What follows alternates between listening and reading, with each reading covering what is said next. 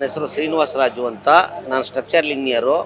ಈ ಥರ ತುಂಬ ರಿಪೇರಿಗಳನ್ನು ಮಾಡಿದ್ದೀನಿ. ಆ ಅನುಭವದಲ್ಲಿ ಮತ್ತೆ ಅದು ಮೂಲ ಡಿಸೈನ್ ಆಗಿರೋದ್ರ ಅದರಲ್ಲಿ ಹೇಳ್ತಾ ಇದ್ದೀನಿ.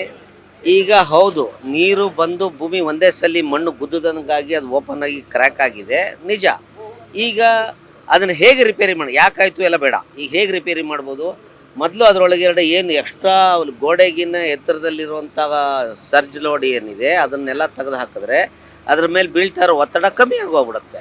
ಮತ್ತು ಇನ್ನೊಂದೇನು, ನೀರು ಹರಿದು ಹೋಗಿ ಅದರೊಳಗಡೆ ಮಣ್ಣನ್ನು ಪಾಯಸ ಮಾಡಿ ಆ ನೀರು ಡ್ರೈ ಮಣ್ಣಿಗಿನ್ನ ನೀರು ಕುಡಿದ ಮಣ್ಣು ಭಾರ ಜಾಸ್ತಿ, ಅದ್ರ ಹೊಡೆತ ಜಾಸ್ತಿ, ಆ ಹೊಡೆತ ಎಲ್ಲ ಕಮ್ಮಿ ಆಗೋಗ್ಬಿಡುತ್ತೆ. ಸೊ ಮಣ್ಣು ನೀರೆಲ್ಲ ಬಿದ್ದಿದ್ದು ಈ ಕಡೆ ಬರುತ್ತೆ. ಸೊ ಮಣ್ಣು ಅದ್ರಲ್ಲಿ ಹೋಗಿ ಮಣ್ಣನ್ನು ದಬ್ಬಕ್ಕೆ ಬಿಡಲ್ಲ. ಮಣ್ಣಲ್ಲಿ ನೀರು ಕುಡಿದ್ರೆ ಅದು ದಬ್ಬೋ ಶಕ್ತಿ, ಅದು ಜಾರ್ಕೊಂಡು ಹೋಗೋ ಶಕ್ತಿ ಬಂದ್ಬಿಡ್ತೀವಿ, ಬರಲ್ಲ ಅದು. ಈಗ ಅದಕ್ಕೋಸ್ಕರ ಅಲ್ಲಿಂದ ಎಕ್ಸ್ಟ್ರಾ ಲೋಡ್ ತೆಗೆದು ಇದ್ರ ಬ್ಯಾಕ್ ಸೈಡು ಇಲ್ಲಿ ಇದು ಮಾಡೋ ಮಣ್ಣನ್ನು ಲೋಡ್ ತೆಗೆದು ನೀರು ಕುಡಿಸೋ ಮಾಡ್ತಾ ಇರೋದ್ರಿಂದ ಈ ಪೋರ್ಷನ್ನಲ್ಲಿ ಮಳೆ ಸತತವಾಗಿ ಒಂದು ವಾರ ಬಂದರೂ ಮಣ್ಣು ನೀರು ಈ ಕಡೆ ಬಂದು ಅಲ್ಲಿ ಬಿದ್ದಿರೋ ವಜನ್ನು ಈ ಸೈಡ್ ಬೀಳಕ್ಕೆ ಶುರು ಆಗ್ಬಿಡುತ್ತೆ. ಹಂಗೆ ಬಂತು ಅಂದರೆ ಯಾವಾಗ ಅದ್ರ ಮೇಲೆ ಒತ್ತಡ ಕಮ್ಮಿ ಆಗ್ತಾ ಹೋಗುತ್ತೋ ಸಹಜವಾಗಿ ಅದು rate of open of crack, ಅಚ್ಚ ಕನ್ನಡದಲ್ಲಿ ಹೇಳಬೇಕು ಅಂದರೆ ಅದು ವೇಗ, ಓಪನ್ ಆಗ್ತಿರೋ ವೇಗ ಬಹಳ ಬಹಳ ಬಹಳ ಬೇಗ ಕಮ್ಮಿ ಆಗೋಗ್ಬಿಡುತ್ತೆ. ಆಮೇಲೆ ಒಂದು ಹಂತದಲ್ಲ ಸ್ಟಾಪ್ ಆಗುತ್ತೆ. ಮತ್ತು ಅದು ಡಿಸೈನ್ ಒಳಗೆ ಒಂದು ವಿಶೇಷವಾಗಿದ್ದ ಹ್ಯಾರಿಜೆಂಟಲ್ ಸ್ಲ್ಯಾಬ್ಸ್ ಹಾಕಿರೋದ್ರಿಂದ ಆ ಒಂದು ಡಿಸೈನ್ ಇರೋದಕ್ಕೆ ಇದು ನಿಂತಿದೆ. ಇಲ್ದಲೇ ಇದ್ರ ಕ್ಯಾಂಟಿಲಿವರ್ ಅಂತ ಕರಿತೀವಿ. ಆ ಒಂದು ಡಿಸೈನ್ ಏನೋ ಮಾಡಿದರೆ ಇದು ಒಂದೇ ಸಲ ಇದಾಗ್ಬಿಟ್ಟಿರೋದು, ಟಿಲ್ಟ್ ಆಗ್ಬಿಟ್ಟಿರೋದು. ಮತ್ತು ಅದು ಹಿಂಗೆ ಮುರಿಯುತ್ತೆ ಅಂತ ಹೇಳಕ್ಕೆ ಬರಲ್ಲ. ಅದು ಎಷ್ಟೆಷ್ಟು ಕಡೆ ಅದಕ್ಕೆ ಬಲ ಬೀಳ್ತಾ ಹೋಗುತ್ತೋ ಇದಕ್ಕೆ ಇದಾಗುತ್ತೆ. ಮತ್ತು ಇವೆಲ್ಲ ನಾವೇನು ಒಂದು ಕ್ರ್ಯಾಶ್ ಡಿಸೈನ್ ಅಂತ ಈಗ ಹೊಸದಾಗಿ ಇಂಜಿನಿಯರಿಂಗ್ ಬಂದಿದೆ. ನಾವು ಕಾರು ಹೋಗಬೇಕಾದ್ರೆ ಸೈಡಲ್ಲಿ ಒಂದು ಸೈಡ್ ಗಾರ್ಡ್ ಹಾಕಿರ್ತಾರೆ, ಅದ್ರ ಹೆಸರು ಕ್ರ್ಯಾಶ್ ಗಾರ್ಡ್ ಅಂತ. ಅದು ಪೇಟೆಂಟೆಡ್ಡು. ಕಾರ್ ತೊಗೊಂಡಾಗ ಫೋರ್ಸಾಗಿ ಹೊಡೆದ್ರು ಕಾರ್ಗೆ ಇದಾಗಲ್ಲ, ಸೇಫಾಗಿ ಪಕ್ಕಕ್ಕೆ ಬರುತ್ತೆ. ಹಾಗೆ ಆ ಕ್ರ್ಯಾಶ್ ಗಾರ್ಡ್ ಅಂದರೆ ಅದರಲ್ಲಿ ಬರುವ ನಮ್ಮ ಮೂಲ ತತ್ವ ಹುಕ್ಸ್ಲಾ ಅಂತ ಕರಿತೀವಿ. ಇವು ಯಾವುದೂ ವರ್ತಿಸಲ್ಲ. ಕಾನ್ಸ್ಟೆಂಟಾಗಿ ಲೋಡ್ ಹಾಕಿದ್ರೆ ಏನು ಹೊಡೆಯುತ್ತೆ ಅದೇ ದಬ್ಬನೆ ಬಿದ್ದಾಗ ಪಟಕ್ಕನೆ ಹೊಡೆದೋಗ್ಬಿಡುತ್ತೆ. ಇಲ್ಲಿ ಆ ಥರ ಆಗಿರೋದ್ರಿಂದ ಮೂಲ ತತ್ವಗಳು ಇಲ್ಲಿ ವರ್ಕ್ ಆಗಿಲ್ಲ, ಹಾಗಾಗಿ ಕ್ರ್ಯಾಕ್ ಬಿಟ್ಟಿದೆ. ಈಗ ಕಾರಣ ಕಂಡು ಹಿಡಿದು ಅದನ್ನು ಸರಿ ಮಾಡ್ತಾ ಇರೋದ್ರಿಂದ ನಮಗೆ ಇದರಲ್ಲಿ ಭಯಪಡೋ ಅವಶ್ಯಕತೆ ಇಲ್ಲ. Best of my knowledge, beyond my control. ಇನ್ಯಾವುದಾದ್ರೂ ಸತತ ಮಳೆ ಇನ್ನೇನು ಅನ್ಫೋರ್ಸನ್ ಬಂದರೆ ನಾವು ಓದ್ದಲ್ಲೇ ಇರೋವಂಥದ್ದು ಯಾವ್ದಾರು ಬಂದಿದ್ರೆ ಆಗಲೂ ಆಗೋ ಚಾನ್ಸಸ್ ಇಲ್ಲ. ಯಾಕಂದರೆ ಈ ಸ್ಟ್ರಕ್ಚರೇ ಈ ಕಡೆ ವಾಲೋ ಥರ ಡಿಸೈನ್ ಮಾಡಿದೆ. ಹೇಳಿದ್ರಿ ಸಾವಿರಾರು ಈ ರೀತಿಯ ವಾಲ್ ನೋಡಿದ್ದೀನಿ ನಾನು ಅಂತ ಅನುಭವ. ಹೌದು ಹೌದು. ಈಗ ಹಿಂದೆ ನೀವು ನೋಡಿದಂತ ವಾಲ್ಗಳಲ್ಲಿ ಯಾವ್ದಾದ್ರು ಇದಕ್ಕಿಂತ ಜಾಸ್ತಿ ಬಿರುಕು ಬಿಟ್ಟಿದ್ದನ್ನ ಅದನ್ನ ಸರಿ ಮಾಡಿರೋದು ಅದು ಇದೆ 16 ವರ್ಷ ನಿಂತಿರೋದು ಈಗಲೇ ಇದೆ ಖಂಡಿತ. ಇದು ಮಂತ್ರಾಲಯದ ಹತ್ರ ಮಾದಾವರ ಅಂತಿದೆ, ಅಲ್ಲಿ ಇಸ್ಪಾಟ್ ಅಂತ ಸ್ಟೀಲ್ ಫ್ಯಾಕ್ಟ್ರಿ ಇದೆ. ಅದರಲ್ಲಿ 3 ಕೋಟಿ ಲೀಟ್ರು, ಅದ್ರದ್ದು ಸುತ್ತಳತೆ 300 ಅಡಿ 2 ರೌಂಡ್ ಹೊಡೆದ್ರೆ 1 ಕಿಲೋಮೀಟ್ರ್ ಆಗುತ್ತೆ. ಅದು 14 ಅಡಿ ಎತ್ತರ ಗೋಡೆನೇ ಒಂದು ಸೈಡ್ ಹಿಂಗೆ ವಾಲ್ಕೊಂಡು ಆ 3 ಕೋಟಿ ಲೀಟ್ರನ್ನು ಇದಾಗ್ಬಿಟ್ಟಿತ್ತು, ತಳ್ಳಲ್ಪಟ್ಟು ಹೋಗ್ಬಿಟ್ಟಿತ್ತು. 4-5 ಜನ ಇದನ್ನು ರಿಪೇರಿ ಮಾಡೋಕ್ಕಾಗಲ್ಲ ಅಂತ ಹೇಳಿದರು. ಅದನ್ನು ನಿಲ್ಲಿಸ್ಕೊಟ್ಟಿದ್ದೀನಿ. ಹೆಚ್ಚು ಕಮ್ಮಿ 7-8 ವರ್ಷ ಆಗ್ತಾ ಬಂತು. ಈಗಲೂ ಅದು ನಿಂತಿದೆ. ಅದೇ ಇಂಜಿನಿಯರು ಇದರೊಳಗಡೆ ಈಗ ಶ್ರೀಕಾಳಹಸ್ತಿ ಅನ್ನೋ ಕಡೆ ಪುಷ್ಪಿತಾ ಸ್ಟೀಲ್ಸ್ ಅಂತಿದೆ, ಅದೇ ಥರ ವಾಟರ್ ಟ್ಯಾಂಕ್ ಡಿಸೈನ್ ಮಾಡೋಕ್ಕೆ ಕರೆದಿದ್ದಾರೆ. It is under process. ಅದು ಒಂದು.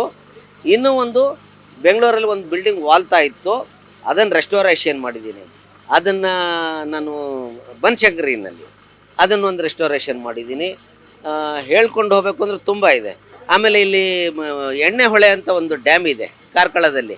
ಅದ್ರ ಕೆಳಗಡೆ ಎಲ್ಲ ನೀರು ಹೋಗಿ ಬೇಸಿಗೆದಲ್ಲಿ ಕುಡಿಯೋ ನೀರು ಇರಲಿಲ್ಲ. ಕಂಪ್ಲೀಟು 90 ಮೀಟ್ರ್ ಅದನ್ನು ಲೀಕೇಜ್, ಅದನ್ನು ನಿಲ್ಲಿಸಿದ್ದೀನಿ. ಆಮೇಲೆ ಅದ್ರ ಪಕ್ಕದಲ್ಲಿ ಒಂದು ಪವರ್ ಹೌಸ್ ಆಗಿದೆ, ಅದರೊಳಗೆಲ್ಲ ನೀರು ಲೀಕ್ ಆಗಿ ಹೋಗ್ತಾ ಇತ್ತು. ಅದನ್ನು ಎಪಾಕ್ಸಿ ಅಂತ ಒಂದು ಟೆಕ್ನಾಲಜಿ ಇದೆ. ಸೊ ಈ ರೆಗ್ಯುಲರ್ ಇದು ನಿಮ್ಗೆ ಎಲ್ಲರಿಗೂ ಕಾಣೋದು ಇದೊಂದು ಕಾಂಕ್ರೀಟು. ಇದೇ ಥರ 100 ಥರ ಕಾಂಕ್ರೀಟ್ ಇದೆ, ಅದು ರಿಪೇರಿಯವರಿಗೆ ಗೊತ್ತು. ಸಾಮಾನ್ಯ ಜನರಿಗೆ ಟೆಕ್ನಿಕಲಿ ಬಹಳ ಅರ್ಥ ಆಗಲ್ಲ. ಹೌದು. ನೀವು ಒಂದು ಸಿಂಪಲ್ ಆಗಿ ಎಕ್ಸ್ಪ್ಲೈನ್ ಮಾಡೋದಾದ್ರೆ ಈ ಜನಗಳು ಅಂದ್ರೆ ಈಗ ಹಿಂಗ್ ಹೇಳ್ತಿದಾರೆ ಅಂದ್ರೆ ವಾಲ್ ಹಿಂಗ್ ಕಟ್ಬೇಕಿತ್ತು, ಸ್ಟೆಪ್ ಬೈ ಸ್ಟೆಪ್ ಕಟ್ಬೇಕಿತ್ತು. ಈ ಕಟ್ಟಿರೋ ವಾಲಲ್ಲಿ ಏನಾದ್ರೂ ನಿಮ್ಗೆ ದೋಷ ಇದೆ ಅಂತ ಅನ್ಸುತ್ತಾ? ಒಂದು ಕುರಿ ಹಳ್ಳಕ್ಕೆ ಬಿದ್ದಾಗ ಆಳಿಗೊಂದು ಕಾಲು ಹಾಕ್ತಾರೆ. ಹಂಗೆ ಸಾಮಾನ್ಯ ಜನನಿಗೆ ಅರ್ಥ ಆಗೋಗಿದ್ದಿದ್ರೆ ಇದು ವಿಜ್ಞಾನ, ನಾವು ಯಾಕೆ ಸ್ಕೂಲು ಕಾಲೇಜಿಗೆ ಹೋಗಬೇಕು? ಅವ್ರ ಮಕ್ಕಳನ್ನ ಯಾಕೆ ಸ್ಕೂಲಿಗೆ ಕಾಲೇಜಿಗೆ ಕಳಿಸ್ಬೇಕು? ಎಲ್ಲರಿಗೂ ವಿಜ್ಞಾನ ಗೊತ್ತಾಗೋದಾಗಿದ್ದರೆ ಡಾಕ್ಟ್ರು ಮೆಡಿಕಲ್ ಯಾತಕ್ಕೆ ಬೇಕು? ಇವರೇ ಮಾಡ್ಬೋದಿತ್ತು. ಈಗ ಎಲ್ಲರೂ ಸರಿ, ಇವರೆಲ್ಲರೂ ಬುದ್ಧಿವಂತರಲ್ಲಪ್ಪ, ನಿನ್ನೆ ಒಂದು ಹೇಳಿದ್ದೆ, ನಾನು ಹೇಳ್ತೀನಿ ನಾನು ಇಂಜಿನಿಯರು, ನೀನು ಇಂಜಿನಿಯರ್ ಅಲ್ಲ, ಬಾಯಿ ಮುಚ್ಕೊಂಡಿರು ಅಂತ ಹೇಳಿದ್ದೀನಿ. ಹೌದು, ನೀ ಕಟ್ಟದಾಗ ಅಲ್ಲಿ ನಾನು ಇಲ್ದಲೇ ಇರ್ಬೋದು, ನನ್ನ ಪರವಾಗಿ ನನ್ನ ವೃತ್ತಿಯನ್ನು ಹೇಳಿರ್ಬೋದು. ಈಗ ನೀನು ಲೆಕ್ಕ ಓದಿದ್ಯಾ, ನಾನು ಲೆಕ್ಕ, ಇಬ್ಬರು 10ನೇ ಕ್ಲಾಸ್ ಪಾಸ್. 10ನೇ ಕ್ಲಾಸ್ ಒಂದು ಲೆಕ್ಕ ಕೇಳ್ತೀನಿ, ನಿಮ್ಮ ತಲೆಯಲ್ಲಿ ಎಷ್ಟು ಕೂದಲಿದೆ ನಾನು ಹೇಳ್ತೀನಿ. ಆಮೇಲೆ ಒಂದು ಕಾಫಿ ಲೋಟ ಬಿಸಿ ಕಾಫಿ ನೀವು ಕೊಡ್ತೀರಾ, ಅದು ಎಷ್ಟು ನಿಮಿಷದಲ್ಲಿ ತಣ್ಣಗಾಗುತ್ತೆ ನಾನು ಹೇಳ್ತೀನಿ, ನೀವು ಹೇಳ್ತೀರಾ? ಬೇಡ, ಈಗ ಇಷ್ಟೇ ಎತ್ತರದಲ್ಲಿ ಅದು ಹೊಡೆಯುತ್ತೆ ಅಂತ ನಾನು ಹೇಳ್ತೀನಿ, ನೀನು ಹೇಳ್ತೀರಾ? ನಾವು will talk in terms of unit. ಅದು M20 ಕಾಂಕ್ರೀಟ್ ಅಂದರೆ 20 ನ್ಯೂಟನ್ಸ್ ಪರ್ ಸ್ಕ್ವೇರ್ mm. ಇದರ ಅರ್ಥ ಯಾರಾದರೂ ಹೇಳ್ಬಿಡ್ಲಿ ನೋಡೋಣ. ಅವ್ರು ಹೇಳ್ದಂಗೆ ಕಟ್ತೀನಿ. ಆ ಸ್ಟೀಲು ಹಾಕಿದಾರಲ್ಲ FE 250 ಅಂತ ಕರಿತೀವಿ, ಅದರ ಅರ್ಥ ಹೇಳ್ಬಿಡ್ಲಿ, ಅವನ ಕೈಲೇ ಕಟ್ಟಿಸ್ಬಿಡ್ತೀನಿ. FE 250 ಅಂದರೆ 250 Newton's per square mm. 1 square mm ಅಂದರೆ ನಾವು ಗ್ರಾಫ್ ಶೀಟ್ ನೋಡಿದ್ದೀವಲ್ಲ 10ನೇ ಕ್ಲಾಸು, ಇಬ್ಬರು ಓದಿದ್ದೀವಿ. ಅದರಲ್ಲಿ 1 ಸೆಂಟಿಮೀಟರ್ದರಲ್ಲಿ 1 ಸ್ಕ್ವೇರ್ mm ಅಲ್ಲಿ 250 ನ್ಯೂಟನ್ಸ್ ಅಂದರೆ 25 kg ಭಾರ ಹಾಕಿದ ಮೇಲೆ ತಡ್ಕೊಳುತ್ತೆ. 26-27 ಹಾಕಿದ ಮೇಲೆ ಜಗ್ಗುತ್ತೆ. ಒಂದು ಕೂದಲು ಕಿತ್ತಿ ನಾನು ಸ್ಟ್ರೆಂತ್ ಹೇಳ್ತೀನಿ, ಅವ್ರು ಹೇಳ್ಬಿಡ್ಲಿ, ಅವರೇ ಕಟ್ಟಲಿ, ಹೇಳ್ಬೋದು, ಎಲ್ಲರಿಗೂ ಒಂದು ಹೇಳ್ಬೋದು. ಎಲ್ಲರಲ್ಲೂ ಒಂದು ಸ್ವಲ್ಪ ಸಾಮಾನ್ಯ ಜ್ಞಾನ ವಿವೇಕ ಇದೆ, ಹೇಳಿದ್ದಾರೆ. ನನ್ನ ಸರಿ ನೀನು ತಪ್ಪು ಅಂತ ಹೇಳೋದಕ್ಕೆ ನೀನು ತಗೊಂಬ, ನಾನು 60 ಮಾರ್ಕ್ಸ್ ತೊಗೊಂಡಿದ್ದೀನಿ, ನೀನು 80 ಮಾರ್ಕ್ಸಿಂದು ಮಾರ್ಕ್ಸ್ಗಳು ತಗೊಂಬ, ಒಪ್ತೀನಿ. ಸ್ಕೂಲು ಕಾಲೇಜನ್ನೇ ಇವರು ಹಿಂಡಿ ಹಿಪ್ಪೆ ಮಾಡೋದು ಹಾಕ್ದಂಗೆ ಆಗುತ್ತೆ. ಕಾಮೆಂಟ್ ಮಾಡಲಿ ಸಂತೋಷ, ಬೈಲಿ ಸಂತೋಷ, ತಪ್ಪಾಗಿದೆ ಸಂತೋಷ, ಬಟ್ ನಾನು ಹೇಳ್ದಂಗೆ ಕಟ್ಟಬೇಕಿತ್ತು. ಸರಿ, ಎಷ್ಟು ಬಿಲ್ಡಿಂಗ್ ಅಪ್ಪ ಕಟ್ಟಿದ್ಯಾ ನೀನು?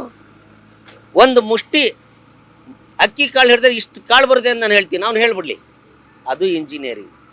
ನಾನೇ ನೀನೇ ತಪ್ಪಾಗಿದೆಯಪ್ಪ ಕ್ಷಮೆ ಕೇಳ್ತೀನಿ, ಬಿಟ್ಟು ನಾನು ಹೇಳಿದಂಗೆ ನೀನು ಮಾಡಲಿಲ್ಲ ಅಂತ ಹೇಳಿದ್ರೆ ಆಯಿತು. ಎಲ್ಲ ನೆಕ್ಸ್ಟ್ ಬ್ರಿಡ್ಜಿಗೆ ಅವ್ರ ಹತ್ರನೇ ಡಿಸೈನ್ ತೊಗೊಳ್ಳಿ, ಎಲ್ಲರ ಪ್ರಾಣ ಉಳಿಯುತ್ತಲ್ಲ.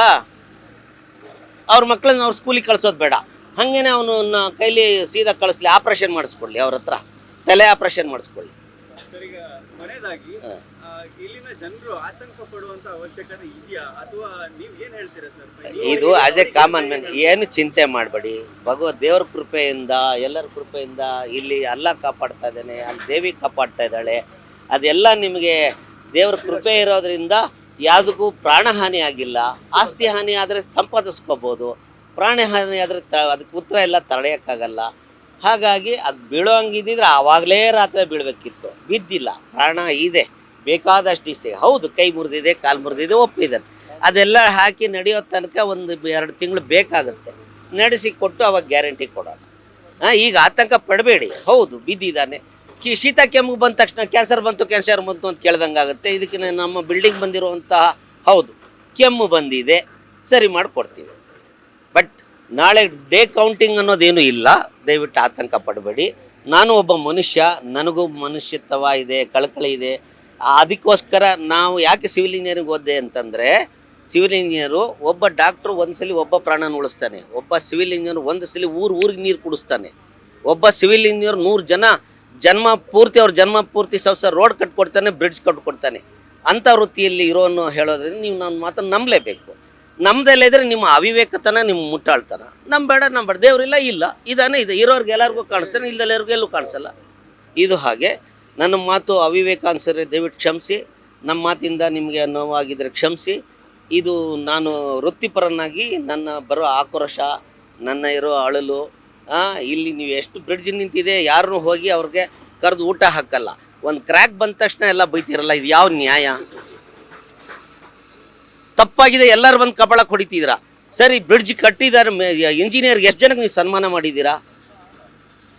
ಆದರೂ ನಾವು ನಮ್ಮ ಒಂದು ವೃತ್ತಿ ಧರ್ಮದಲ್ಲಿ ಸರಿ ಮಾಡಿಸ್ಕೊಡ್ತೀವಿ ಅಷ್ಟೇ. ನಮಸ್ಕಾರ. ಈ ರೀತಿಯ ಇನ್ನಷ್ಟು ವಿಡಿಯೋಗಳು ನಿಮಗೆ ಸಿಗಬೇಕೇ? ಹಾಗಾದ್ರೆ ಈಗಲೇ ನ್ಯೂಸ್ ಮಲ್ನಾಡ್ ಚಾನೆಲ್ನ ಸಬ್ಸ್ಕ್ರೈಬ್ ಆಗಿ, ಕೆಳಗಿರೋ ಸಬ್ಸ್ಕ್ರೈಬ್ ಬಟನ್ ಮೇಲೆ ಕ್ಲಿಕ್ ಮಾಡಿ ಉಚಿತವಾಗಿ ಸಬ್ಸ್ಕ್ರೈಬ್ ಆಗಿ. ನಿಮ್ಮ ಒಂದೊಂದು ಸಬ್ಸ್ಕ್ರೈಬ್ ಕೂಡ ನಮಗೆ ಬೆಂಬಲ, ಸ್ಫೂರ್ತಿ.